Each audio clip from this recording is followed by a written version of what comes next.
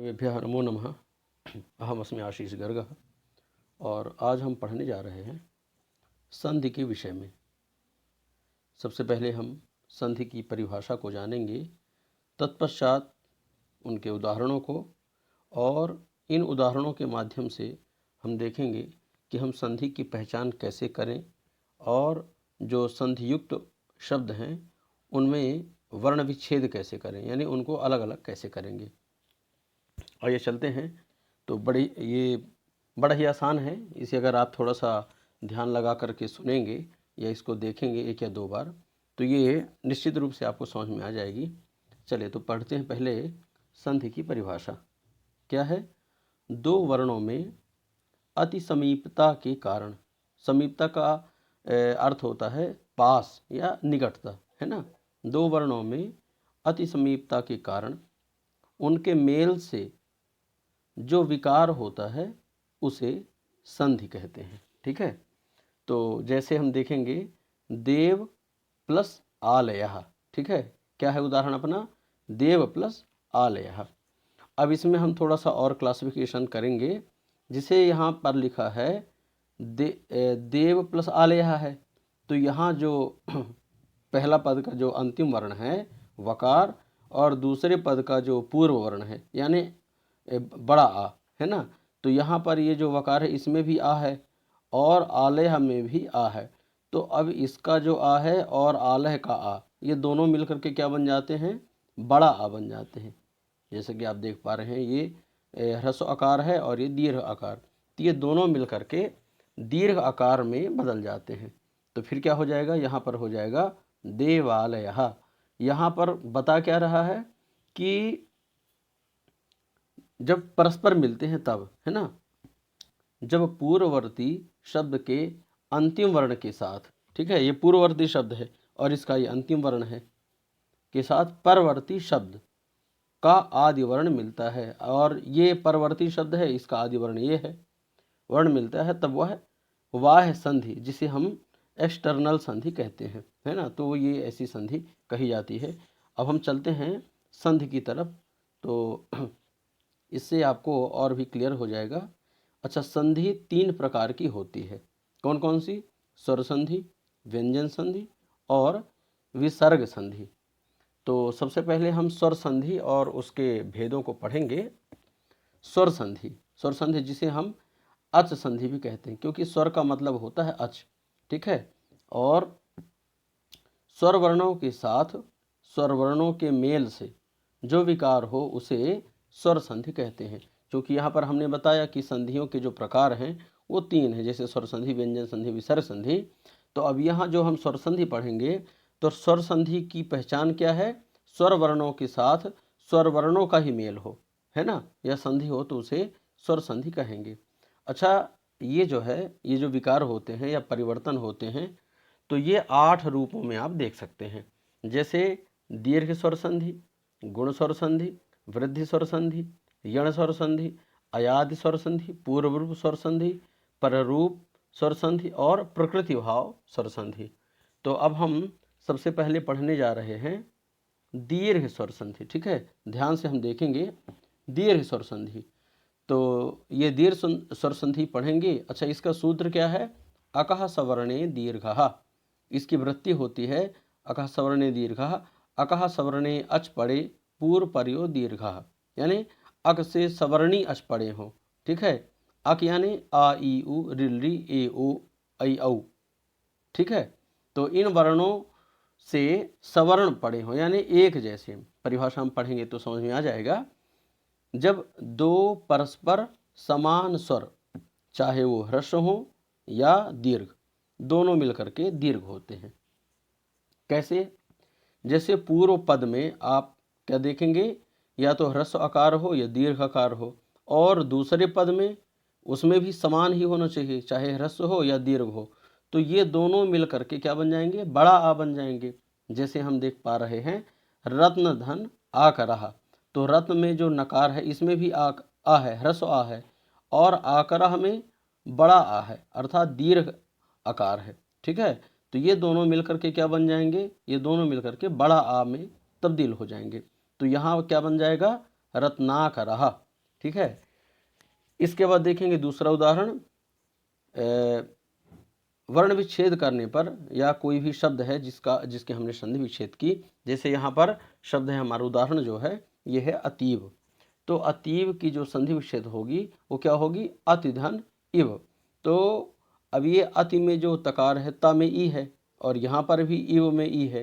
तो यहाँ पर क्या कहा कि या तो दीर्घ हो या ह्रस्व हो, दोनों मिलकर के दीर्घ ही हो जाएंगे। तो यहाँ पर जो है तो ह्रस्व इकार है और यहाँ पर भी ह्रस्व इकार है, ये दोनों मिलकर के दीर्घ इकार में बदल जाएंगे। तो यहाँ पर ये दीर्घ इकार में बदल गया तो क्या हो गया, अतीव। ठीक है। तीसरा उदाहरण हम देखेंगे, उकार हो, दूसरे पद में भी उकार हो, यानी प्रथम पद में भी उकार हो चाहे वह ह्रस्व हो या दीर्घ, और दूसरे पद में यानी परवर्ण में भी चाहे उकार हो या उकार हो, ये दोनों मिलकर के क्या हो जाएंगे, दीर्घ उकार हो जाएंगे। जैसे हम देख पा रहे हैं मधुधन उत्सवः। अब ये छोटा उकार है, ये भी छोटा ऊ है, ये दोनों मिलकर के बड़ा ऊ बन जाएंगे। तो क्या हो जाएगा, मधुत्सवः। क्या हो जाएगा, मधुत्सवः। ठीक है। फिर री, छोटा री हो या बड़ा री हो, दूसरे पद में भी छोटा री हो चाहे बड़ा री हो, ये दोनों मिलकर के यानी ह्रस्व हो या दीर्घ हो, यहाँ पर भी ह्रस्व या दीर्घ हो, दोनों मिलकर के क्या हो जाएंगे, दीर्घ ऋकार हो जाएंगे। तो यहाँ पर हम उदाहरण देख पा रहे हैं, जैसे लिखा है पितृधन ऋणम, ये दोनों मिलकर के क्या हो गए, री मिलकर के बड़ी री हो गई, तो हो गया पितृणम, पितृणम ऐसा। फिर मातृधन रिद्धि, अब मातृ में जो ऋकार है और रिद्धि में जो रि है, ये दोनों मिलकर के दीर्घ हो गए। तो यहाँ क्या हो जाएगा, मातृद्धि, मातृद्धि ऐसा।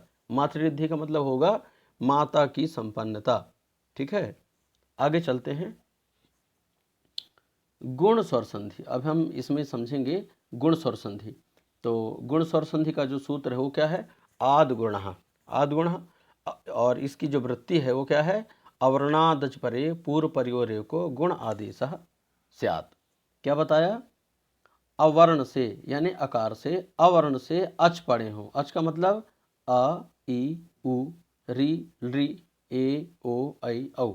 अगर ये बाद में हो, पढ़े हो, पढ़े यानी बाद में हो, तो पूर्व पर के स्थान में यानी इन दोनों के, यानी पहले पद और दूसरे पद, इन दोनों के स्थान में क्या हो जाएगा, गुण आदेश हो जाता है, यानी गुण हो जाएगा। उदाहरण के माध्यम से हम समझेंगे। जैसे पहले पद में क्या हो, अकार हो, और दूसरे पद में क्या हो, इकार हो। अब कंडीशन ये है कि चाहे वह ह्रस्व हो या दीर्घ हो, ये दोनों मिलकर के क्या बन जाएंगे, एक ए बन जाएंगे। यानी एक तरफ अकार हो चाहे वह ह्रस्व हो या वह दीर्घ हो, और दूसरे पद में चाहे वह ई हो और चाहे बड़ी ई हो, यानी ह्रस्व हो चाहे दीर्घ हो, तो ये दोनों मिलकर के एकार में बदल जाते हैं। तो यहाँ पर अकार है और यहाँ पर ईकार है, यानी आ है और ई, तो आ और ई मिलकर के क्या हो जाएंगे, ए बन जाएंगे। तो यहाँ पर देव धन इंद्र है, अब आ और ई मिलकर के यहाँ पर क्या बन गया, ए बन जाएगा। तो यहाँ पर एक ही मात्रा आप देख पा रहे हैं, ये क्या हो गया, देवेंद्र, यानी देव इंद्र, देवों का जो इंद्र है वो क्या कहलाया, देवेंद्र। दूसरा उदाहरण देखेंगे, क्या है, महोदय, संधि विच्छेद क्या हो जाएगी, महाधन उदय। क्या हो जाएगा, महाधन उदय। अब यहाँ पर भी क्या है, यहाँ है दीर्घ आकार और यहाँ पर उकार है। तो यहाँ पर वही बताया कि चाहे दीर्घ हो चाहे ह्रस्व हो, दूसरे पद में उकार हो चाहे ह्रस्व हो या दीर्घ हो, तो दोनों मिलकर के क्या बन जाएंगे, ओ बन जाएंगे। ठीक है। यानी आ और ऊ मिलकर के ओ बन जाते हैं। तो यहाँ आ और ऊ मिलकर के ओ बन गए, तो ये हो गया महोदय। अगले क्रम में देखेंगे, क्या है, उदाहरण है हमारा महर्षि। ठीक है। संधि विच्छेद क्या हो जाएगी, महाधन ऋषि, महाधन ऋषि। तो यहाँ पर बता रहा है कि पहले पद में अकार हो और दूसरे पद में ऋकार हो। ठीक है। तो अब ये वही कंडीशन है कि चाहे आकार हो और चाहे अकार हो, दोनों मिलकर के अर हो जाएंगे। ठीक है। तो यहाँ पर क्या हो जाएगा, महा, और महा में जो आकार है वो और री, ये दोनों मिलकर के तो क्या हो गए, ये दोनों मिल के हो गए अर। ठीक है, तो अब ये अर का जो आ है वो किस में मिल जाएगा, हा में मिल जाएगा, तो ये पूरा हा हो जाएगा। ठीक है, और ये जो रकार है ये क्या हो जाएगा, ये आधा, चूंकि आप देख पा रहे हैं ये हल है, यानी इसमें से स्वर वर्ण निकल गया तो आधा रा हो जाएगा। अब आधा रा जो है ये ऊपर चला जाएगा। इसमें एक वार्तिक सूत्र लगता है जिसे हम कहते हैं जल तुम्बिका न्यायन, यानी जिस प्रकार हम एक मटकी हो और उसको अगर हम पानी में उल्टा उसको डुबोएंगे, है ना, तो वो मटकी पुनः ऊपर आ जाएगी। उसी प्रकार ये जो रकार है, ये रेफ, ये ऊपर हो जाएगा। तो क्या हो जाएगा, महर्षि, महार्षि मिला दिया तो हो गया महर्षि। अगले क्रम में देखेंगे तव धन लृकारः, है ना, उदाहरण क्या है अपना, तवल का रहा, और इसकी संधि विच्छेद क्या हो जाएगी, तव धन लृकारः। अब आ और ली, ये आ और ली मिलकर के क्या हो जाएंगे, अल। तो यहाँ वकार में जो ये जो वा है, वा में आ है, और ली का, लृकार का ली, तो आ और ली मिलकर के क्या बन गए, अल बन गए। अब जब अल बन जाएंगे तो वकार जो है, वा में जो आ है वो निकल गया, तो ये वा आधा हो जाएगा। तो अब इसमें फिर जब ये अल बना तो इसमें क्या हो जाएगा, ये आ जो है वा में मिल जाएगा और ला जो है वह आधा हो जाएगा। तो फिर हमारा वर्ण कैसा बन जाएगा, जो प्रयोग है वो बन जाएगा तवल का रहा। जब ये इनको हम मिला देंगे तो क्या हो जाएगा, तवल का रहा। तो इस प्रकार से ये जो गुण स्वर संधि है, आशा करता हूँ आप लोगों को ये समझ में आई होगी।